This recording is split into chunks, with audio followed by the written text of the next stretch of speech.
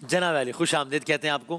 علماء کرام ہمارے ساتھ ہیں, آپ کے سوالات, علماء کرام کے جوابات. جناب قبلہ مفتی سہیل احمدی صاحب ہمارے ساتھ ہیں, مفتی عامر صاحب, علامہ ڈاکٹر محمد رضا داؤدانی صاحب, سب کا بہت بہت شکریہ. چلائیے گا جناب, ایک ویڈیو سوال ہے ہمارے پاس, اگر وہ تیار ہے تو پہلے وہ چلا دیں, ورنہ آڈیو سوال چلا. آپ ویڈیو چلا دیں, ایک ویڈیو دیکھیے گا سوال ہے. جی چلائیے. کہاں دیکھیں ہم, یہاں دیکھیں تو کیسے نہیں تو پھر چھوڑ دیں پھر. اب بیٹا اگر وہ دیکھ ہی نہیں سکیں گے ویڈیو تو پھر جواب کیسے دیں گے, چونکہ ویڈیو میں کچھ وہ ہے نا ذرا, تو آپ ویڈیو اس طرح کیوں کر لیں کہ دیکھ سکیں, تب تک آپ آڈیو چلا دیں. اگلا سوال کریں. جی میرا سوال علماء کرام سے یہ ہے کہ ظاہر ہے ہم لوگ باہر کے ملک میں رہتے ہیں, تو اگر کوئی ہماری حسن کی تعریف کرتا ہے یا پھر ہمارے کپڑے کی تعریف کرتا ہے, اگر وہ مسلمان ہو تو ماشاء اللہ تو بولتا ہے, لیکن اگر غیر مسلم ہو تو ماشاء اللہ وغیرہ نہیں بولتا ہے, تو اس میں نظر کے چانسز زیادہ بڑھ جاتے ہیں. تو اگر علماء کرام کوئی حل بتاتے ہیں جس سے آ گیا سوال. جی قبلہ داؤدانی صاحب, باہر کے ملک میں ہم رہتے ہیں تو ہمیں کوئی اگر اچھے لگ رہے ہوتے ہیں تو کوئی غیر مسلم اگر ہو تو وہ تو تعریف بھی کرتا ہے اور ماشاءاللہ بھی نہیں بولتا, تو پھر نظر لگنے کے چانسز زیادہ نہیں ہو جاتے, تو کیا کریں؟ بسم اللہ الرحمن الرحیم. غیر مسلم تعریف کرتا ہے ماشاءاللہ نہیں بولتا. ہاں تو ظاہر ہے غیر مسلم سے تو آپ توقع نہ کریں, لیکن یہ کہ بہت ساری چیزیں کلچرلی ہوتی ہیں. ہندوستان کے اندر بھی بہت سارے معاشرے ایسے ہیں کہ جہاں پر نان مسلم ہیں ماشاءاللہ بولتے ہیں. کئی مرتبہ ایسا ہوتا ہے کہ پاکستان کے اندر بھی انٹیریئر سندھ کے اندر بہت سے نان مسلمز بھی ہوتے ہیں, لیکن یہ کہ وہی ماشاءاللہ بولتے ہیں. تو بہت ساری چیزیں کلچرلی بھی بہت سارے افراد اڈاپٹ کرتے ہیں. وہ کنسرن اس پر ہو رہے ہیں کہ سنیے رکھا ہے نا کہ اگر ماشاءاللہ نہ بولیں تو نظر لگنے کا امکان ہو جاتا ہے, تو ان کا سوال اس مناسبت سے ہے کہ وہ تعریف بھی کر رہا ہے ماشاءاللہ بھی نہیں بول رہا تو مجھے نظر لگ جائے گی, تو میں کیا کروں؟ نہیں, اس کے اندر بھی تھوڑا حسن ظن رکھیں کہ اگر مثال کے طور پر کسی نے تعریف کر دی تو لازم نہیں ہے کہ نظر لگ جائے, اور اگر ایسا ان کو اینٹیسپیشن ہو رہا ہے کہ نظر لگ سکتی ہے تو اس کا بہترین اور آسان سا حل یہ کہ وہ صدقہ دیا کریں اور صدقے کے ذریعے سے متوقع کسی بلا کو رد کرنے کا اہتمام کریں. صحیح ہے قبلہ, اس میں بالکل صحیح ہے, ایسا کچھ بھی نہیں ہے. میں اگلا سوال پہ مفتی عامر صاحب سے کر چلائے گا, اگلا سوال چلے گا. میرا کوشچن یہ ہے کہ جب اعتکاف میں بیٹھتے ہیں تو جب چاند رات والے دن اٹھاتے ہیں سب آگے, تو پھر وہ پوچھتے ہیں کہ آپ نے کیا پڑھا ہے, کتنا قرآن پڑھا ہے یا کتنے قرآن پڑھے ہیں, تو وہ پھر بتاتے ہیں کہ میں نے اتنا پڑھا ہے, تو کیا وہ ریاکاری میں آئے گا؟ صحیح ہے, اعتکاف کرتے ہیں آخر میں لوگ پوچھیں کتنے قرآن ختم کیے, کتنے پارے پڑھے, تو ہم بتا دیں تو یہ ریاکاری میں تو نہیں آ جائے گا. بسم اللہ الرحمن الرحیم. عموماً اس طرح کے سوالات دو وجہ سے پوچھے جاتے ہیں. ایک تھوڑا سا انسپریشن لینے کے لیے تاکہ جو ہے وہ ایک جذبہ بڑھے, اور بتانے میں یہ نیت بھی ہوتی ہے, تو ریاکاری کا کوئی دخل نہیں ہوتا. جب آپ اس لیے بتاؤ گے تاکہ اعتکاف کی برکت سے کیا حاصل کیا, کیا کیا چیزیں جو ہے وہ اس میں روحانی طور پہ اچیو کی, اتنے قرآن پڑھے, اتنے ذکر کیے, نیت یہ ہو تاکہ دوسروں کو جو ہے وہ جذبہ پیدا ہو, کوئی حرج نہیں ہوتا. دوسرا اس لیے بھی لوگ پوچھتے ہیں کہ کوئی مطلب سرپرست ہوتا ہے نا, تو وہ اپنے بچوں کو ٹرین کرنے کے لیے بیٹھے تھے, تو بتاؤ تو صحیح کیا کیا, ٹائم پاس کیا, ضائع کیا یا استعمال کیا, وہ اس لیے بھی پوچھتے ہیں. تو اس لیے بھی جواب دینے میں کوئی ثواب کا ضائع ہونا یہ نیت کا معاملہ ہے, آپ کے دل میں ریا نہیں ہے, دکھاوا نہیں ہے, تو بالکل ٹھیک ہے. سارا ریاکاری کا تعلق نیت سے ہے, اگر نہیں ہے نیت تو پھر نہیں ہے. اور اللہ تعالیٰ دلوں کے حال ظاہر سے بہتر جان. بالکل ٹھیک. ویڈیو ذرا تیار ہے تو دکھائیے گا ذرا, ہم یہاں دیکھیں, ہم دکھائیں, یہ دیکھیے گا ذرا ویڈیو نا, یہ ڈیجیٹل انہوں نے, یہ ڈیجیٹل جان نماز ہے. ہاں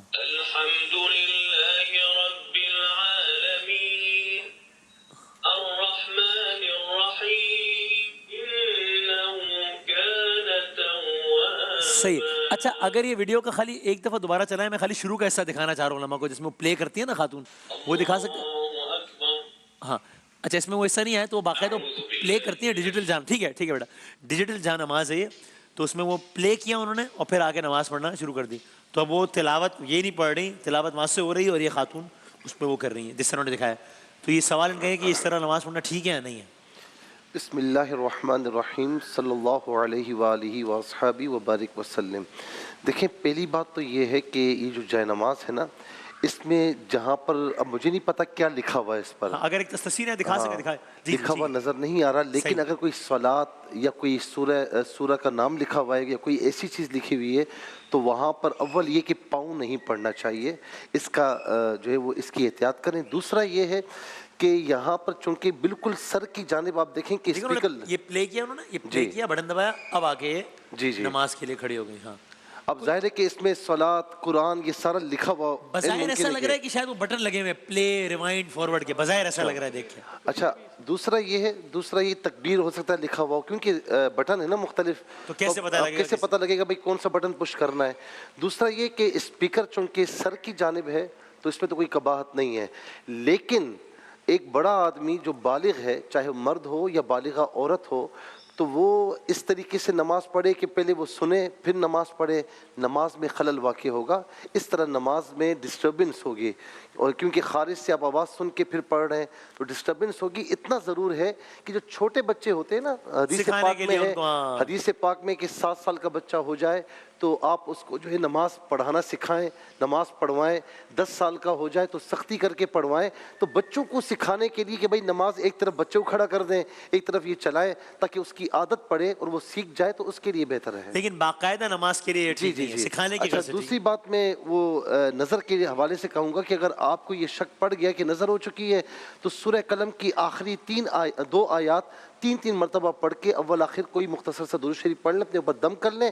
وہ یاد نہیں ہے سورہ قلم سورہ ملک کے بعد ہے 29واں پارہ، وہ یاد نہیں ہے تو سورہ فاتحہ پڑھ کے دم کر دیں، کوئی نظر نہیں ہوگی انشاءاللہ. زبردست. ٹھیک ہے، اس پہ فقہی حوالے سے آپ بھی بتا دیجئے.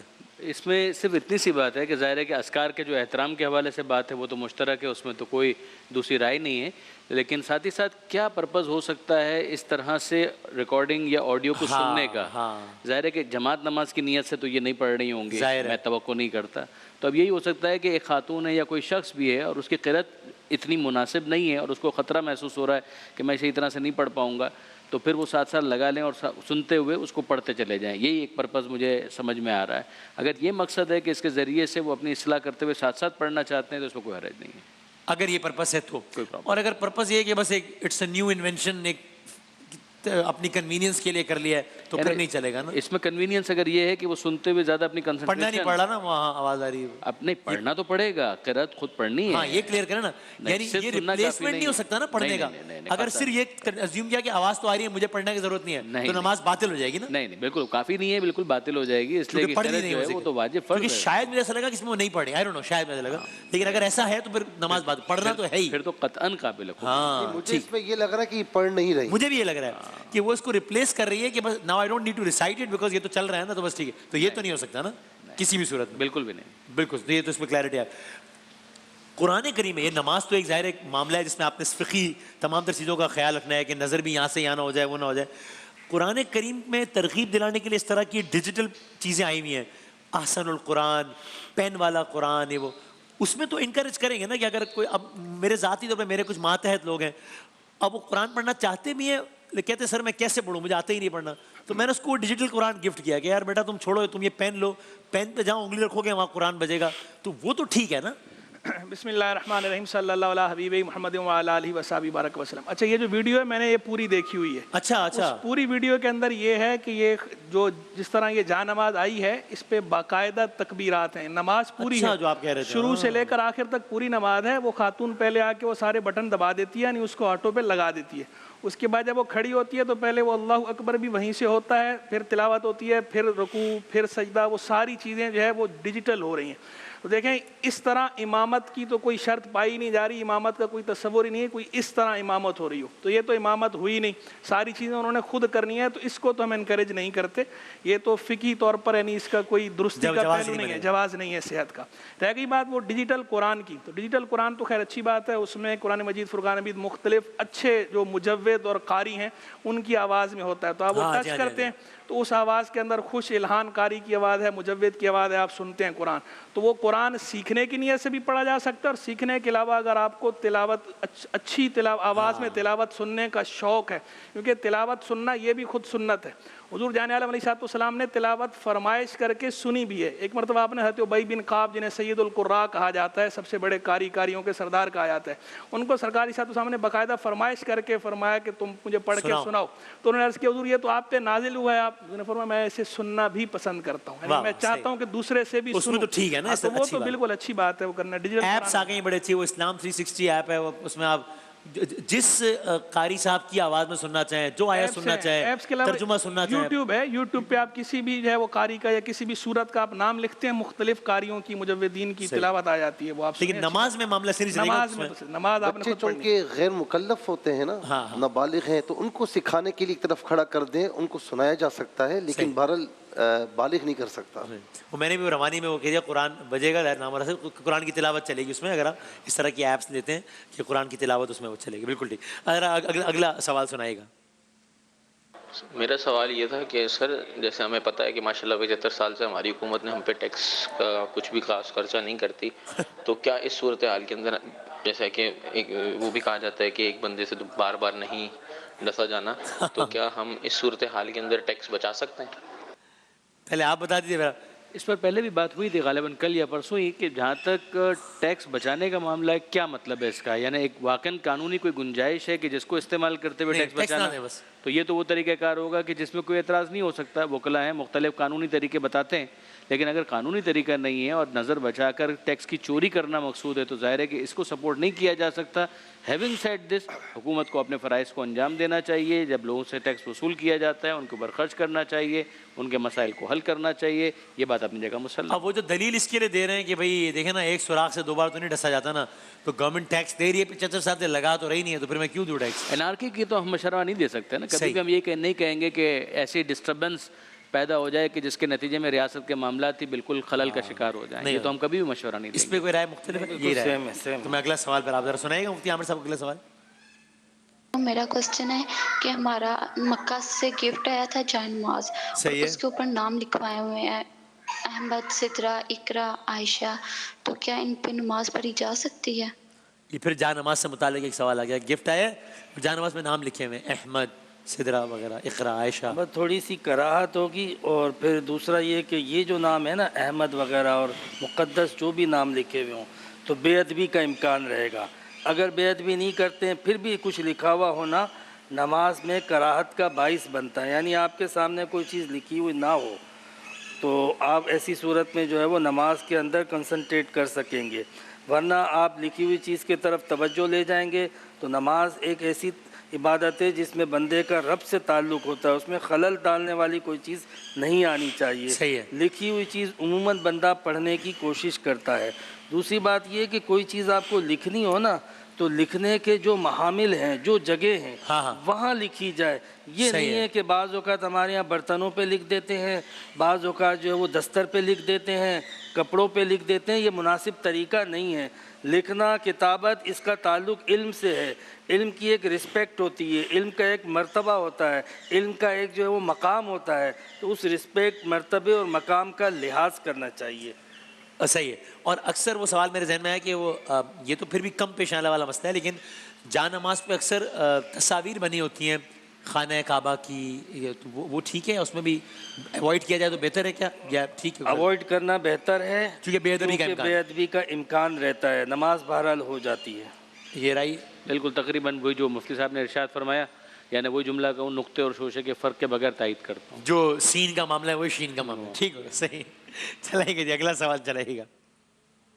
अस्सलामुअलैकुम। मेरा सवाल है कि मेरी जो दोस्त है उसने इस्लाम कबूल किया है, उसका निकाह हुआ, लेकिन निकाह वाले दिन में दुल्हा और दुल्हन दोनों के साइड से कोई गवाह मौजूद नहीं थे, सिर्फ वो दोनों और मौलाना थे जिन्होंने उनका निकाह पढ़ाया। क्या ये निकाह जायज़ है? सही जी क़िबला, इन हालात में निकाह हुआ है, जायज़ है? जी, हमारे यहाँ अहनाफ के नज़दीक ये शर्त है कि निकाह जो है वो 2 गवाहों के बगैर नहीं हो सकता। सही, ठीक है ना? यानी तो दोनों तरफ से दो नहीं, वही दोनों की तरफ से भी हो सकता है। यानी मर्द और औरत मौजूद है, 2 गवाह इसके अलावा मौजूद हैं, 2 मर्द हों या 1 मर्द 2 औरतें हों, तो तब भी वो गवाही का निसाब पूरा हो जाएगा। अगर गवाह कम है, 1 गवाह है, उस सूरत में निकाह मुनक्किद नहीं होगा। वो गवाह किसको रिप्रेजेंट कर रहे होंगे, दूल्हा को या दुल्हन को? दोनों को। असल में आपके ज़हन में असल में ये है जो हमारे यहाँ निकाह होता है, इसमें मामला ये होता है, एक वकील होता है दुल्हन की तरफ से, फिर उस वकील के 2 गवाह होते हैं जो वकील की गवाही देते हैं कि हाँ इसने वकालत ली है, 3 हो गए। پھر دو گواہ side سے ہاں۔ پھر دوسری سائڈ سے دلہا کی طرف سے دو گواہ ہوتے ہیں تو کل ملا کر کتنے ہو گئے؟ 5 ہو گئے. یہ ساری جو قانونی پیچیدگیاں وہ ہیں. اچھا یہ شرعی نہیں ہے؟ شرعی نہیں ہے. دلہا دلہن موجود ہے, لڑکا لڑکی موجود ہیں, 2 گواہ موجود ہیں, ایجاب و قبول ہوا, نکاح ہو گیا. اب اس کیس میں کہ جب نکاح ہو گیا ہے اور گواہ نہیں تھا تو کیا دوبارہ نکاح کرنا پڑے گا؟ جی ہاں جی ہاں, گواہوں کی موجودگی میں دوبارہ نکاح جیسے نکاح ہوا ہی نہیں جیسے. جی ہاں جی ہاں. ہاں یہ فقہ جعفریہ میں فقہ جعفری کے اندر فلیکسیبلٹی ہے. اس کے اندر ظاہر ہے کہ نکاح کے موقع پر گواہوں کا ہونا, مجمع کا ہونا بہت اچھی بات ہے, لوگ شریک ہوں. نکاح کی محفل ایسی محفلوں میں سے ہے کہ جہاں پر دعائیں قبول ہوتی ہیں, یعنی اس کو ایک تقدس دیا گیا ہے, اس کو ہولی مانا گیا ہے, یہ اپنی جگہ پر ہے. لیکن جہاں تک فقہی ریکوائرمنٹ کا تعلق ہے, ہمارے یہاں نکاح کے حوالے سے شرعاً گواہوں کا ہونا ضروری نہیں مانا گیا. اچھا اگر گواہ نہ بھی ہوں تو نکاح بالکل ٹھیک ہو جائے گا. گواہ ہوں تو انتظامی اعتبار سے بہت سی بات کی مشکلات ہیں کہ جن کو ایوائڈ کیا جا سکتا ہے تاکہ کوئی پیچیدگی نہ ہو. مشورہ میں بھی یہی دوں گا کہ 2 گواہ ہوں, لیکن اس کے اندر شرعی کوئی قباحت نہیں ہے. نکاح بالکل اپنی جگہ انٹیکٹ ہے اور پورا مضبوط ہے. اگر تو جو رائج طریقہ اس میں عام طور پر ہوتے ہیں گواہ عام طور پہ ہوتے ہیں, لیکن ضروری نہیں ہے, شرعاً ضروری نہیں ہے. بہت آسانی ہے سر, بہت آسان. یہ مفتی صاحب نے بڑے قابل رشک انداز میں کہا کہ بڑی آسانی ہے بھائی, کیا کہنا ہے. اس پر مفتی صاحب کی خدمت میں عرض کروں کہ فقہ جعفری میں نکاح آسان ہے, طلاق مشکل ہے. یعنی اس کے اندر یہ ہے کہ گواہوں کا ہونا بھی ضروری ہے. ذرا فقہ حنفی کے اندر یہ ہے کہ طلاق کے موقع پر گواہوں کا ہونا ضروری نہیں ہے. یعنی وہاں پر الٹا معاملہ ہے, ہمارے یہاں پر الٹا معاملہ ہے. اپنی اپنی وجہ. ساتھ اچھا وہ آج کل ایک مسئلہ بڑا زیر بحث. اچھا میں معذرت چاہتا ہوں, فقہ حنفی کا مسئلہ میں بتا رہا ہوں. سبحان اللہ, یہ دیکھیں آپ کیا کیا فقہ جعفریہ کا آپ بتائیے گا اگلا مسئلہ انشاءاللہ. وہ ایک چلا بڑا مسئلہ تو ذرا بتا دیں. ابھی دیکھیے میرے شرارت نہیں کر رہا, سوال نکل آیا تو میں پوچھ رہا ہوں. دیکھیں کہ وہ ڈراموں میں جو سین ہوتے ہیں نا, جو ڈرامے میں لڑکے کی لڑکی سے شادی ہو گئی, 8 لوگ سیٹ میں ہیں تو وہ گواہ ہو گیا, یعنی سین کے گواہ تو ہیں, تو ہو جاتی ہے شادی. دیکھیں ہمارے ہاں چونکہ جو ہے وہ احادیث کریمہ کے اندر یہ بات فرمائی گئی ہے کہ کچھ چیزیں ایسی ہیں کہ جن کے اندر سنجیدگی, الجد والحزل دونوں سوا ہیں, دونوں یکساں ہیں. سنجیدگی ہو یا مذاق ہو یکساں ہیں. ان کے اندر جو ہے وہ نکاح اور طلاق بھی شامل ہیں کہ نکاح اگر جو ہے وہ مذاق میں, مذاق کے اندر بھی کہا اور اگر وہ شروط پائی جا رہی ہیں تو نکاح ہو جاتا ہے. ایسی طلاق کے اندر بھی مذاق میں بھی کہا تو جو ہے وہ طلاق ہو جاتی ہے. چونکہ ہمارے ڈرامے کا سین یہ مذاق کے عنوان میں آئے گا. ڈرامے کا سین بھی جو ہے نا, آپ اس کو اگر جد لیتے ہیں, سنجیدگی لیتے ہیں تو بھی حدیث اپلائی ہوتی ہے. اگر آپ اس کو ہزل لیتے ہیں, مذاق لیں تو بھی حدیث اپلائی ہوتی ہے. یعنی اگر آپ اس کی صورت کنڈیشن بنائیں گے, کیا سنجیدگی بناتے ہیں, سنجیدہ ہو گیا مذاق, دونوں صورتوں میں حدیث اپلائی ہے. تو ہمارے یہاں فقہ حنفی کے اندر جو ہے اس حدیث کی روشنی میں اس کا حکم یہ ہے. وہ اس صورت میں کہ جب نکاح کے صیغے پڑھ لیے گئے ڈرامے کے سین میں, بالکل ساری بات. اگر کہہ دیا میں تم سے شادی کر رہا ہوں تو یہ نہیں ہو گئی. نہیں, اگر جو ہے وہ صرف جو ہے وہ مستقبل کے صیغے استعمال ہو رہے ہیں کہ بھائی کریں گے, یا صرف اس طرح دکھایا جا رہا ہے کہ میاں بیوی ہیں, باقاعدہ نکاح اس طرح جس طرح انعقاد ہوتا ہے وہ صیغے ایجاب و قبول وہ نہیں کروایا جا رہا, تو پھر نہیں منعقد ہوگا. لیکن پراپر نکاح والا ہی سین اگر ری انیکٹ کیا ہوا ہے وہ سین کیا اور ایجاب و قبول کے باقاعدہ الفاظ کہے جا رہے ہیں اور گواہ بھی موجود ہیں, تو ایسی صورت کے اندر نکاح ہو جا گیا. اس میں ایک چیز ہے کہ اس چیز سے بچنے کے لیے جو ڈراماز بناتے ہیں اس طرح, اگر کہیں پر نکاح کا سین بھی ہے تو اس میں ایجاب و قبول نہ کروائیں نا, لپسنگ وغیرہ لے لیں, وہ مناظر دکھا دیں, سیٹ ویٹ بنا دیں شادی کا. جی ہاں, وہ مناظر دکھا دیں تاکہ خدا نخواستہ اس نہج تک نہ پہنچے نا. فقہ جعفری کے اندر سے کوئی فرق نہیں پڑتا, یہ نکاح نہیں ہوگا, اس کو نکاح نہیں مانا جائے گا. یعنی ڈرامہ ہے, ڈرامہ ہی رہے گا. اچھا اوکے, کیونکہ اس کو ریالٹی نہیں اس کا حقیقت اور واقعیت سے کوئی تعلق نہیں مانا گیا فقہ جعفری کے اندر. طلاق کی کیس میں بھی ڈرامے میں طلاق ہو رہی تو شادی نہیں ہوئی تو طلاق کیسے ہوگی؟ یعنی طلاق کے اندر بھی یہی ہوگا. طلاق کے اندر بھی ہمارے یہاں یہی ہے. نہیں, ہمارے یہاں طلاق میں بھی نہیں ہوگا. کہ اگر 2 لوگ واقعی میاں بیوی ہیں اور ڈرامے میں طلاق دے دیا, کے اندر طلاق دے دیا, طلاق ہو جائے گی. یہ کیس ایک دفعہ ہوا بھی تھا, بہت اٹھا تھا, میں وہ ریلیٹ نہیں کرنا چاہ رہا, نام نہیں لینا چاہ رہا, بہت پہلے ایک دفعہ ہوا بھی. تو اصلی میاں بیوی تھے, اصلی میاں ڈرامے میں طلاق دے دی تھی, اور اس وقت کافی علماء کرام نے اس پہ جو ہے وہ آواز بھی اٹھائی تھی, لیکن وہ ان لوگوں نے تسلیم نہیں کیا. پھر کیا ہوا ان کا؟ پھر بس کیس پھر جیسے ہوتا ہے پاکستان. یہی ہے جو مفتی صاحب کہہ رہے ہیں, فقہ حنفی, شافعی, مالکی, یہی ہے کہ آپ نے مذاق میں طلاق دیا, ڈرامے میں طلاق دیا, طلاق واقع ہو جائے گا. اس میں سے فقہ جعفری کی رائے ہے. مطلب یہ ہے کہ اگر کوئی شوہر, حقیقت میں کوئی شوہر بیوی کو طلاق دے دے اور بعد میں کہے مذاق میں دی تھی, تو وہ ہو جائے گی. ہو جائے صحیح. وہ کہہ رہے تھے وقت ختم ہو گیا, میں کہا بھائی یہاں نکاح ختم ہو رہا ہے, وقت ختم ہونے ہوا یہ جیسے کمال کر سیریس ہے معاملہ بھائی. جیسے پاکستان میں ہوتا ہے کہ کیس آواز اٹھتی ہے پھر ٹھنڈا ہو جاتا ہے, ایسی وہ کیس بھی ٹھنڈا ہو گیا تھا. بس ٹھیک ہے بڑی سیر حاصل گفتگو ہو گئی. ایک بریک کے بعد ہم دوبارہ حاضر ہوتے ہیں انشاءاللہ.